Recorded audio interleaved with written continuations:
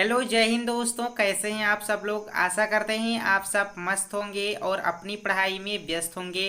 दोस्तों आज की इस वीडियो में मैं आप सभी लोगों के लिए सामाजिक विज्ञान के सबसे ज़्यादा इम्पोर्टेंट क्वेश्चंस लेकर आया हूं, जो आपके आगामी एग्जाम्स के लिए बहुत ही इम्पोर्टेंट रहेंगे।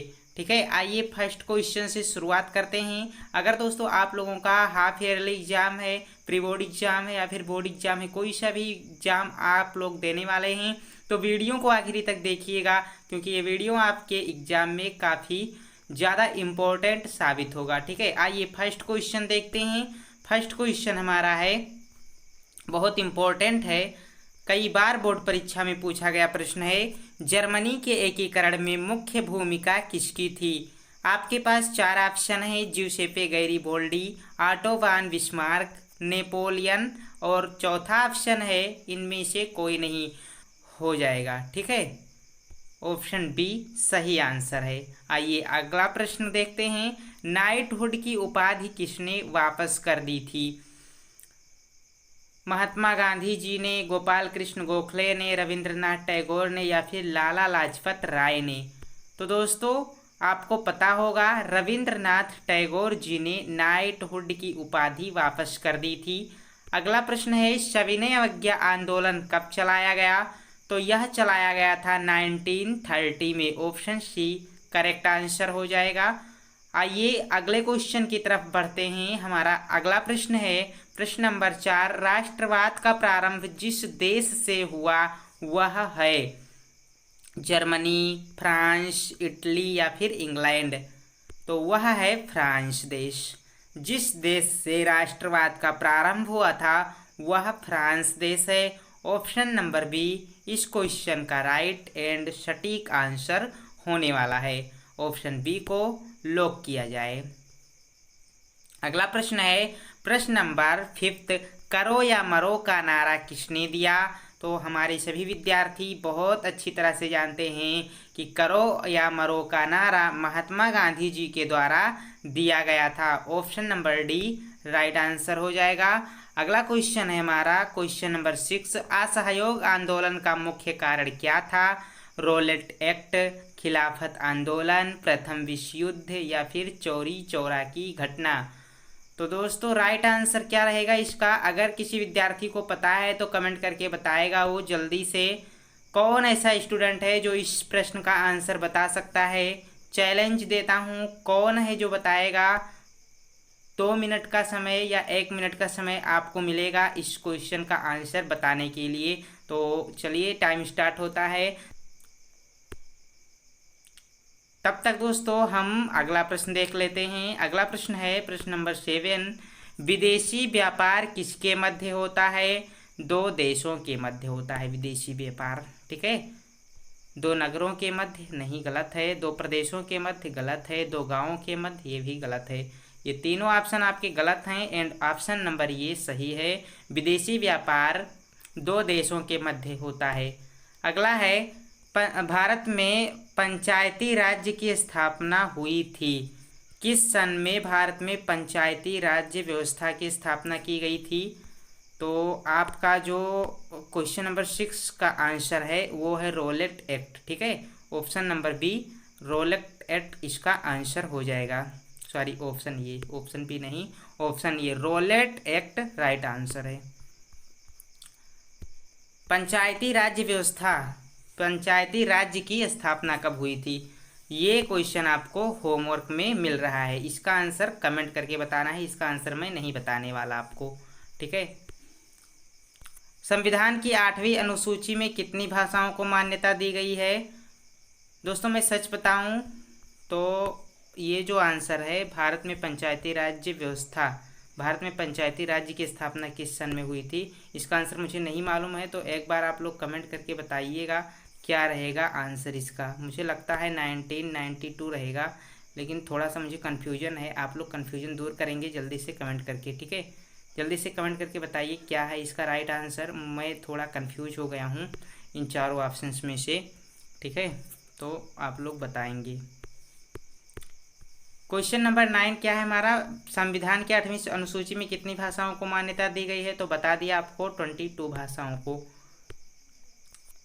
विकास का महत्वपूर्ण घटक है, विकास का महत्वपूर्ण घटक आय होता है। ऑप्शन ये राइट आंसर होगा। अगला प्रश्न है आपका, देखिए सब्जेक्टिव क्वेश्चन है, इंपॉर्टेंट है।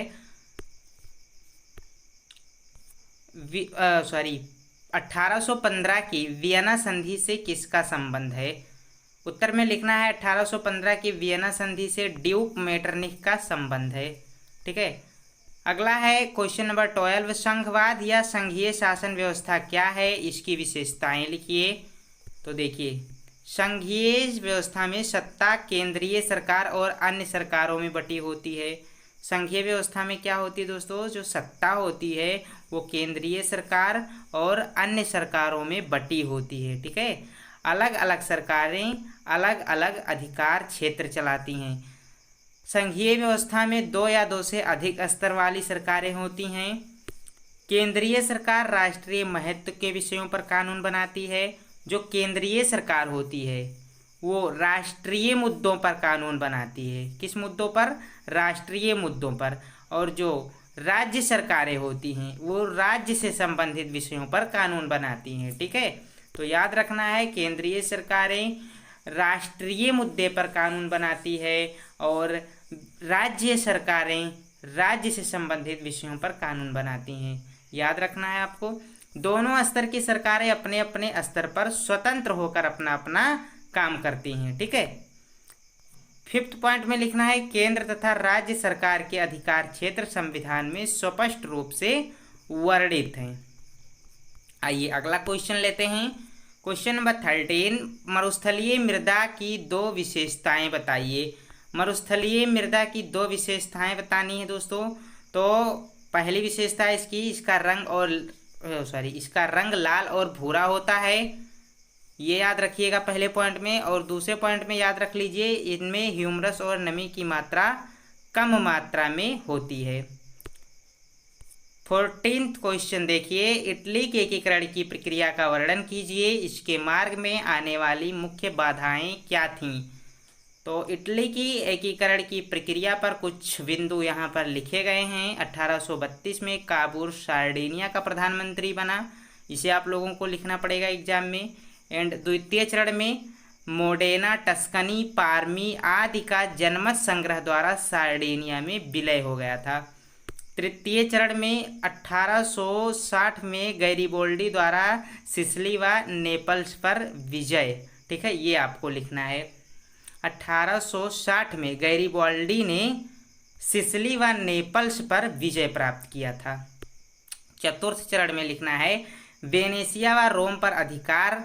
1871 में पोप से समझौता व एकीकृत इटली का उदय हुआ था। आइए अगला क्वेश्चन देखते हैं अब। एकीकरण में बाधाएं भी तो पूछा गया है कि इसके मार्ग में आने वाली मुख्य बाधाएं बताइए।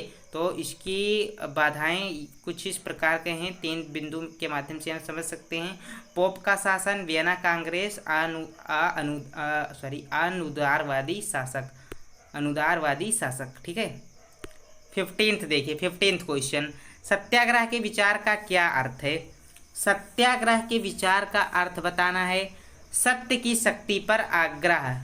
ठीक है, पहली पॉइंट, सत्य की शक्ति पर आग्रह ही सत्याग्रह है। इसमें क्या होता है कि सत्य की शक्ति पर जोर दिया जाता है, सत्य की खोज पर जोर दिया जाता है, सत्य की खोज पर जोर दिया जाता है। एंड अहिंसा के बल पर संघर्ष करना, बिना लड़ाई झगड़े किए संघर्ष करना, यही सब सत्याग्रह से संबंधित है। प्रतिशोध या बदले की भावना के बिना संघर्ष करना और अहिंसा के बल पर संघर्ष करना, ये सारी बिंदु आप याद रखेंगे और अपने एग्जाम में लिखेंगे अपनी कॉपी में बढ़िया से। आपका एक भी अंक नहीं कटेगा। ठीक है, पूरे के पूरे अंक मिल जाएंगे, चाहे जितने अंक में ये क्वेश्चन आएगा।